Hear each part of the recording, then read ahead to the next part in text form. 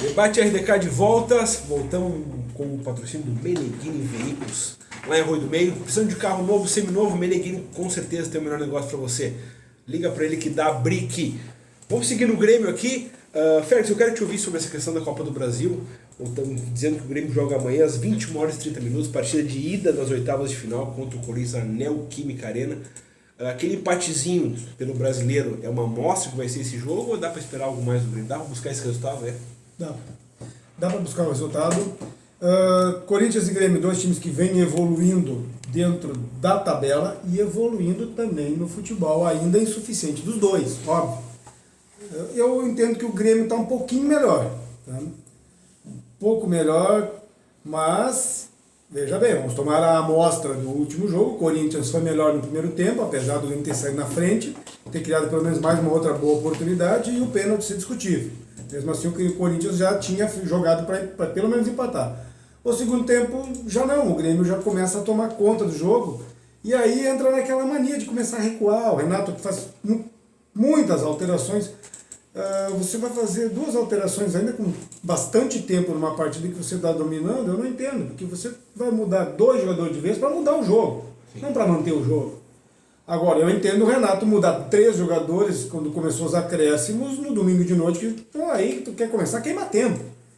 Então, é uma coisa que o Renato tem feito contra o Palmeiras, então eu tinha vontade de desligar a televisão, né? O jogo era do Grêmio, ele me troca 3 jogadores aos 27 minutos. Quando você não tinha que mudar o jogo, você tinha que manter o jogo. Então, é uma disputa que está em aberto. É uma disputa bastante aberta, são duas equipes que ainda oscilam, ainda já melhoraram, já cresceram, mas ainda não estão, como o Auri falou, não estão com futebol longe de encher os olhos, mas dá para esperar uma classificação, sim. E eu acredito que os nossos irmãos corintianos devem estar falando algo bem parecido. Dá para nós, dá para eles, está bem aberto. Mas o primeiro, esse jogo do brasileiro que já deu um tape, não, já dá para ter uma ideia que está bem aberto. Qual o teu palpite por hoje? Estou com uma vontade de ganhar do Corinthians lá na Neoquímica. Eu acredito que o empate é bom, qualquer resultado é possível, mas eu vou cravar um 2x1. O 2x1 que nos escapou na quarta passada. Quem sabe vem amanhã à noite. Grêmio, dá para avançar nessa conversa? Não tenho dúvida que sim. É um jogo, é um confronto equilibrado, né? São dois times que estão em recuperação, né?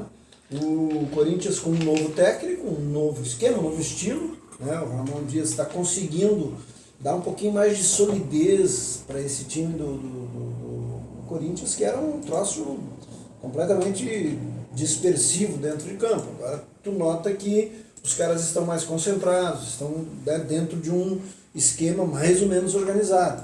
E tem bons jogadores. Essa é a questão, né? E o Grêmio também está numa recuperação, não trocou de técnico, mas está num processo de meio que de remontagem aí do time, né? E, cara, isso faz diferença, mas o momento deu para ver no jogo pelo Campeonato Brasileiro que o Grêmio tem um pouquinho mais de qualidade, eu diria, no atual momento. E é bem possível, se bem que o Corinthians fez um bom jogo contra o Atlético Mineiro. A choradeira que o Grêmio faz no pênalti, o Corinthians está fazendo de um pênalti que marcaram lá para o Atlético Mineiro. Isso não vai terminar nunca, vai ser sempre isso, né? Muitos com razão, outros não é para tanto, né? Mas o fato é que é um jogo, é um confronto, não é um jogo só, são dois, né? São 180 minutos de um certo equilíbrio, mas que, na minha opinião, pende um pouco em favor do Grêmio. Teu palpite foi também? 1x1 amanhã, mas o Grêmio decide em casa, né? Já falou uma coisa, que no futebol brasileiro, a choradeira é inversamente proporcional ao futebol apresentado pela equipe, né? Eu não me lembro do Grêmio ter choradeira em 96, por exemplo.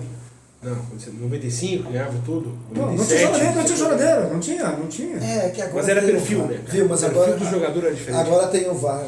Então, assim, esses erros, esses problemas de interpretação tem muita gente olhando, né? Com o VAR, eles ganham de uma dimensão bem maior. Aí eu acho que a choradeira de ontem, semana passada, perdão, já foi um eco daquele pênalti do ano passado. Alberto, na mão.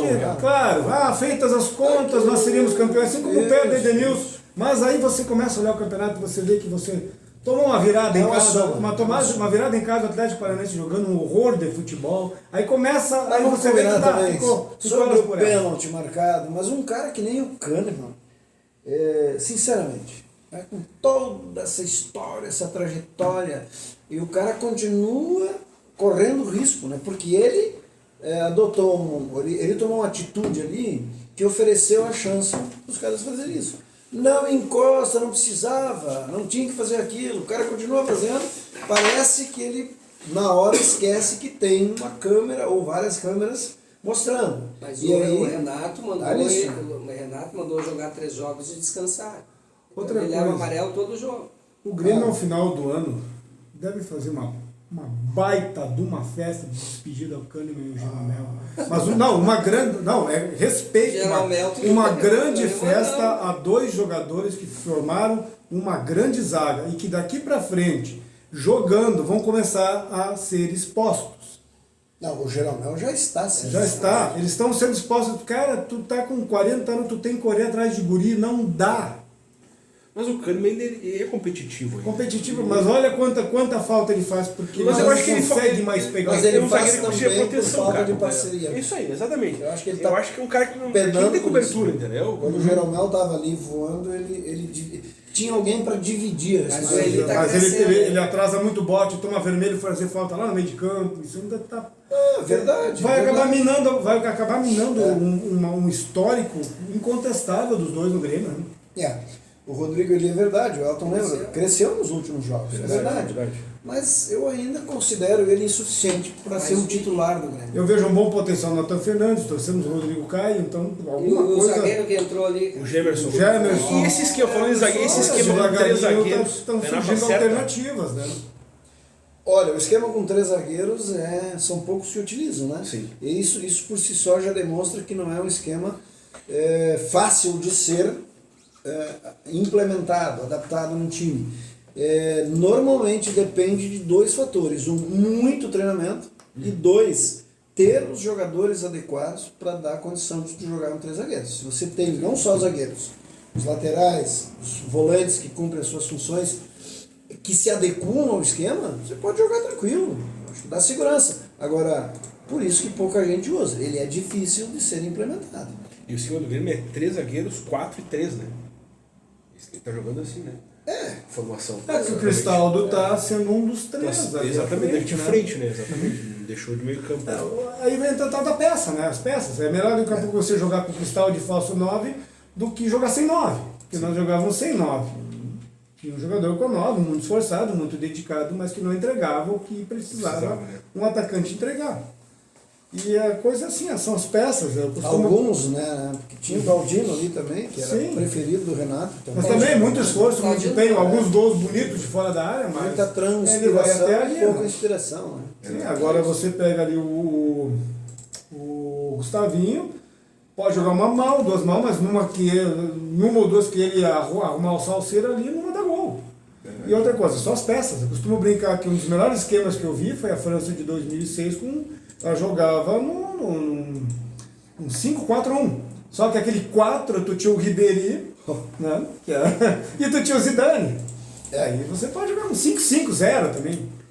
E na frente era o Henry, né? O 1 era o Henry. Grandes times do futebol europeu que jogam sem o centroavante, sem o cara da referência. Mas eu acho que Dá qualquer certo. esquema tático, Mas aí o depende grupo tem que quem ser tu tem no inteligente, meio, né, cara? né? Os caras têm que ter a leitura do treinador, aquilo que tu quer fazer, entendeu? Isso eu acho que é a maior dificuldade do futebol brasileiro hoje. Não só do Grêmio, do Inter, quem implementa esse esquema ali, porque, cara, tem jogador mais restrito, assim, que não consegue função tática e tal que a gente vê aí. É por isso que eu digo, né? O esquema ele funciona se tem as peças adequadas para isso. Então, vou pegar o exemplo do Kudê, que costumava, eu jogo assim, os jogadores têm que se adaptar. Nem todo mundo se adapta. O treinador tem que olhar para o elenco que tem, na hora do treinamento, na hora do trabalho, ver quem tem condições de encaixar naquele esquema. Se não tem, veja o sujeito lá. Se o cara é de quebrar a bola, monta um esquema, tu precisa dele, tu vai ter que jogar com ele, monta um esquema onde quebrar a bola é mais importante, entendeu? Flexibiliza os esquema, o cara que tem. Isso, tem que ter jogo de cintura, né, para se adaptar. Vamos repassar então, o Tricolor volta a campo amanhã, então, oitava de final da Copa do Brasil, 21 horas e 30 minutos, Neoquímica Arena lá em São Paulo, jogo de ida. Lembrando que o pessoal está confiante aqui na classificação do Tricolor. Eu acho que dá 1-0 o Corinthians, gol com pênalti, aquele que já está marcado. Vamos entrar no Internacional então. Aquele empate fantástico contra o Bahia no final de semana. Eu queria fazer uma pergunta para ti. O Roger, qual é o tempo do Roger? Ele tem uns 6 meses assim até começar, né? Acho que não precisa tanto, mas o Roger é um cara que precisa tempo para treinar o seu time. Ele vai ter vários. O Roger precisa. Eu vou lembrar vocês que no Campeonato Gaúcho, no começo do Campeonato Gaúcho, também se tinha um monte de Exatamente. gente querendo chutar o Roger de lá. E ele foi mantendo, jogando, treinando e ajustou o time. Ele fez isso em outros clubes onde ele passou também. E nesse time do Internacional, completamente tomado por vícios e coisas mal pensadas, mal organizadas, ele vai ter ainda mais dificuldade de fazer isso. Você não tem a dúvida. Então, essa semana, por exemplo, toda disponível para treinar, para ele, para a forma como o Roger trabalha, que é um técnico, né, mais pensador, mais que raciocina mais sobre os esquemas. Ele é, digamos assim, um intelectual, né, nesse processo todo de organização no futebol. Ele precisa disso e vai ter que contar com uma vontade do elenco de abraçar as ideias dele, porque se tem uma coisa que falta nesse elenco do Internacional é disposição. Isso é evidente. Isso é um elenco que sem treinador na beira do gramado, deveria fazer frente a muitos para os quais o Inter entregou empates e derrotas aí. Sem treinador. Esse jogo contra o Bahia? Não. Jogo contra o Bahia, deu para perceber claramente que o Internacional está anos-luz ainda de um bom futebol. Anos-luz. Mas no segundo tempo o Roger fez algumas modificações, né, de ordem mais tática ali, né, de posicionamento, trocou uma peça aqui e ali, e o time produziu mais. Eu só tenho dificuldade de entender se foi um crescimento do Internacional, sinceramente, eu estou na dúvida até hoje. Eu olhei o jogo, eu ficava olhando ali, mas é o Inter que cresceu ou é o Bahia que se acadelou, com o perdão da palavra, que recuou, né, e que tentou valorizar a vitória de 1-0. E eu acho que é um pouco das duas coisas, né? Porque na verdade o Inter deu uma melhoradinha, pouca coisa. Ele joga muita bola, hein? Joga, sem dúvida joga. O menino esse que entrou e que chutou a bola na hora do gol, né? Diferente das outras partidas que entrava e ficava jogando bola para trás, pro lado. Não, ele foi para cima. Ele arrisca um chute, o goleirão ali deu uma vacilada, resultou no gol. Mas ele vai ter muito trabalho. É bem verdade que se a galera que está machucada voltar, as coisas podem melhorar bastante, né? É o que se espera. Tem uma turma aí no departamento médico que está fazendo muita falta, né? Isso, sem dúvida nenhuma, pesa na hora de preparar o time, na hora de definir quem vai botar em campo. E não só os que estão no departamento médico, mas jogadores que são titulares, que foram trazidos para solucionar os problemas do Internacional, que precisam jogar mais. É o caso do Ener Valencia, e mesmo fazendo o gol de empate do Borré. Mesmo fazendo o gol de empate, o Borré está devendo ainda uma grande os dois jogarem juntos. Os dois não podem jogar juntos. Eu acho que Mas tem que achar esses caras. Esses caras jogam qualquer time da América. Tem Cara, uma jogar junto, dificuldade cara, nisso, mas o Roger tem que achar um esquema. Não pode ficar deixando. Não dá para deixar nenhum dos dois humanos. Mas não, de caramba. Não tem como, tem como. Tem que ter a expertise de botar esses caras pra jogar junto. Os caras não conseguem trocar 3 passos, não é possível. Esses caras têm que jogar junto. Félix tá adorando, né, Félix? O Inter jogou melhor no último jogo. Não, Claro, né? Tiraram um pouco o foco. Antes o Grêmio estava ruim, o Grêmio estava caindo, tiraram um pouco o foco da gente, daí deu tempo para respirar, para treinar. Eu fiquei com a mesma impressão do Auri. Eu quero ter impressão depois do break. Tá bom. Tá? Vamos RDK, o debate volta daqui a pouquinho.